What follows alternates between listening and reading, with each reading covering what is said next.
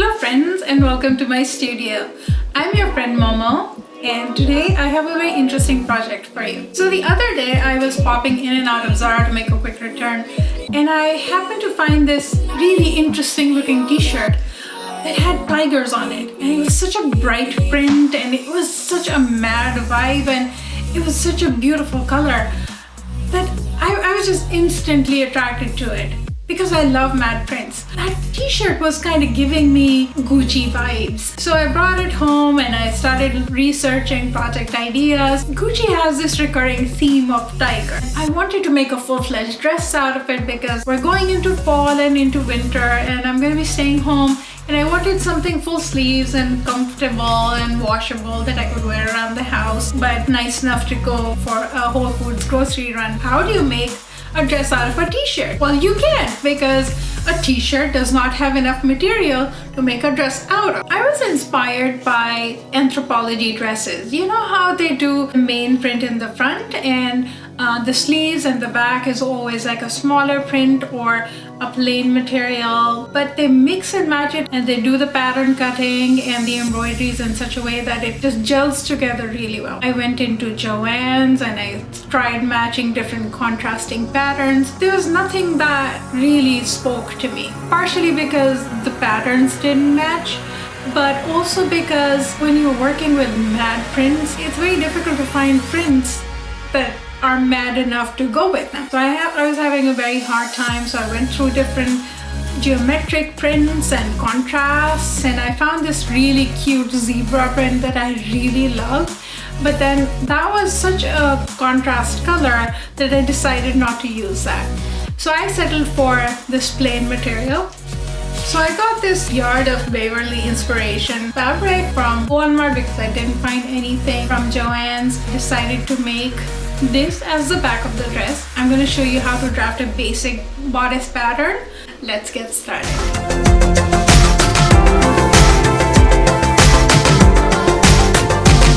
Let's start with planning the dress. So we have two t-shirts, two fronts and two backs. Let's remove the sleeves first and see how much fabric we have. The large rectangle will come out on the back of the shirt. So we're going to take this rectangle and we will splice it to the front of the dress to make it long enough. The back still has about 7 to 8 inches of fabric. This can be our back yoke panel. Since we want long sleeve for this dress, the sleeves will come out of the two t-shirts. We will use the t-shirt sleeves that we just took off as the guide and cut out two sleeves about 15 inches long. We still have some fabric left, so we will use a length to create a bell sleeve frill sort of thing at the end of the sleeves. This would bring the sleeve length to about 3/4 arm length, which I really like, so I'm going to go with that. We'll measure out how wide we want the dress to be in the back and cut out a rectangle out of the plain fabric. You can cut an A-line shape, make a straight dress, or make a high-low dress, but this is the step where you will do the modification. So decide what you want to do and cut the back piece as large as you want. We will use an elastic to make an elasticized waist for an easy but pull together fitted waist, and we'll top it off with a belt. I ordered some tiger bee and flower embroidered patches off of Amazon. The tiger patch will go in the front and mixed flower pattern will go on the back. Don't throw away the scraps yet, because we can use this fabric to make the belt loops and other scraps can be used to make a matching mask to wear with this dress. So there are several different project ideas that you can execute this way. You can use any old t-shirts that you have lying around. You can make them into a house dress. You can go to your thrift store. By this time they have a lot of plaids in stock, so you can find a really good graphic t-shirt and mix and match it with a complementary plaid color. So this is a very simple project. There is no zipper involved, there is no buttons or fastenings or anything involved in it. Let's start with drafting a basic bodice pattern. For reference, I'm 5'3" and my measurements are 38, 28 and 38. For this you will need your measurements first. You need your shoulder width measurement measured across your shoulder, and you need your body measurements, which is the circumference of your bust, your natural waist and hips. And you need vertical measurements, which is the center back and center front, and you need to figure out where your bust, your natural waist and your hips lie on that vertical line.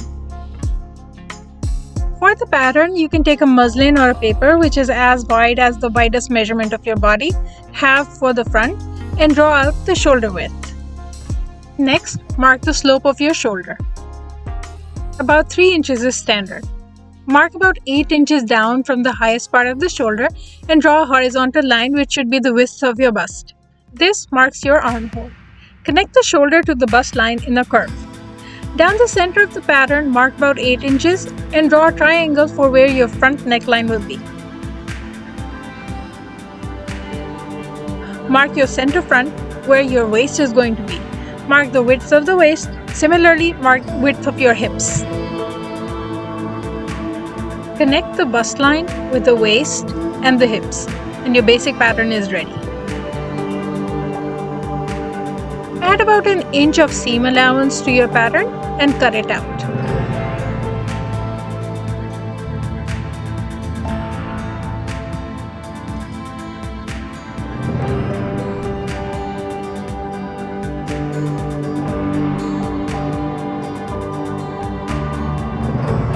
Lay down your t-shirt and put the pattern on top of your shirt.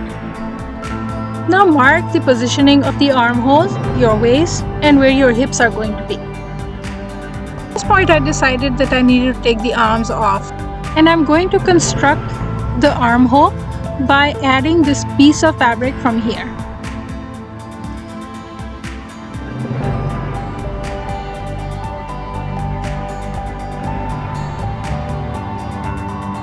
So once the fabric is attached, you can now see that I have the proper shape of an armhole.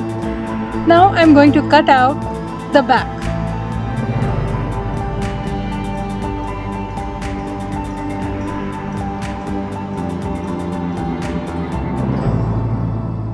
And take half of the other t-shirt and attach it to the front to extend the length of the dress that I want.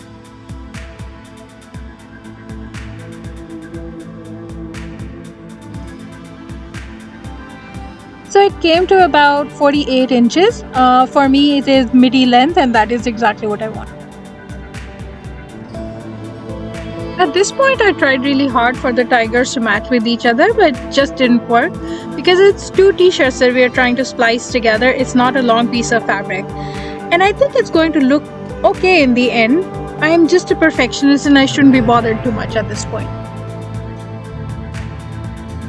So go ahead and pin your pieces together and sew the pieces together. Your front is now complete.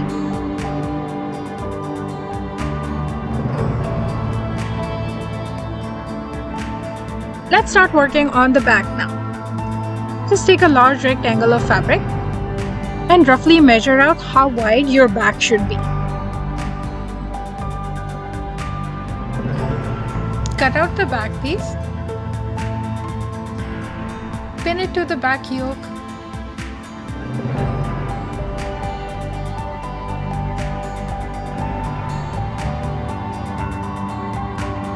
And stitch it down with the top stitch. Go ahead and sew the sides of the dress.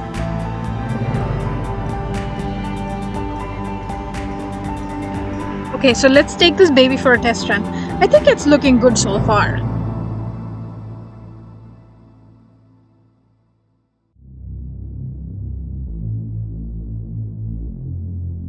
Stretch some elastic around your waist and mark it at whatever point is comfortable for you. Then go ahead and sew those ends and make a loop out of the elastic. Now you're going to take this elastic and tack it on both sides of the dress on the seam line on the waist. Pin the elastic in all the reference points that you made on your waistline. Then hold down and stretch the elastic while you sew the elastic to the fabric. And you can do this all around your waist, and that is going to give you an elastic waistline. This is the easiest way of attaching elastic to a waist. It takes literally 5 seconds, but the results are so professional. I'm seriously so happy with how this turned out. This is so professional looking. We're just one more step away from completion, you guys. Just hang in there. So now we're going to start working on the sleeves. So I'm using the sleeves that I took off of the t-shirt as the baseline for my pattern. I didn't cut the pattern for the sleeves because I'm just winging it here. But this sleeve is good enough for me, and I'm just going to go ahead and measure out the fabric, use the t-shirt sleeve as my guide, and I'm just going to cut it out.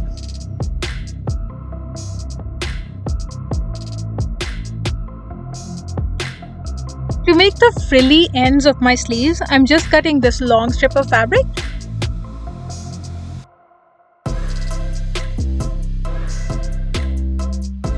I'm using the rolled hem foot to finish the edge on the sleeve.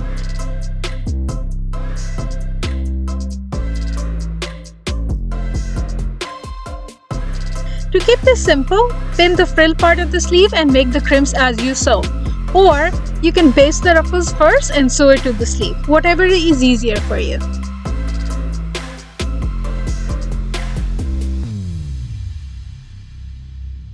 Once you're done, close the sleeve lengths. Now your sleeves are ready. But before you pin it to the shoulder, make sure that you cut out half an inch of adjustment curve on the front facing part of the sleeve that attaches to the shoulder. This is to make sure that the sleeve lay flat in the front when you wear it, but has room to move your arm in the back. This is traditionally done on all the patterns, so make sure you don't skip this step. Use your rolled hem foot to finish the bottom hem of the dress. In my case, I wanted the slits on the sides, so I hem the bottom edge as well as the slits. You can skip this step if you want, but it's really up to you how you want the hem finished. Now moving on to the embroidery patches, place the patches in the pattern that you like and pin them in place both front and the back. I highly recommend that you stitch over them using your sewing machine or hand sew them in place. I do not like using glue on my garments as I don't believe in hacks and shortcuts. I like things that are permanent and they're going to stay in my closet for a while. So when I put this dress in the washer and dryer, I don't want the embroidery patches to come off, so I'm going to go ahead and sew them permanently. I'm using this velvet ribbon as my belt for this project.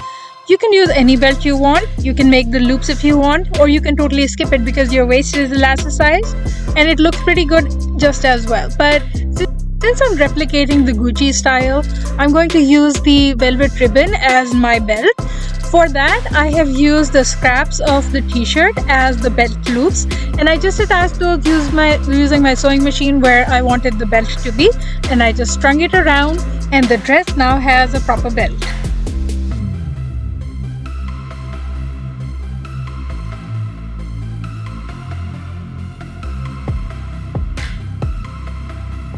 If you make this project, please tag me on Instagram. I would love to see how you made it.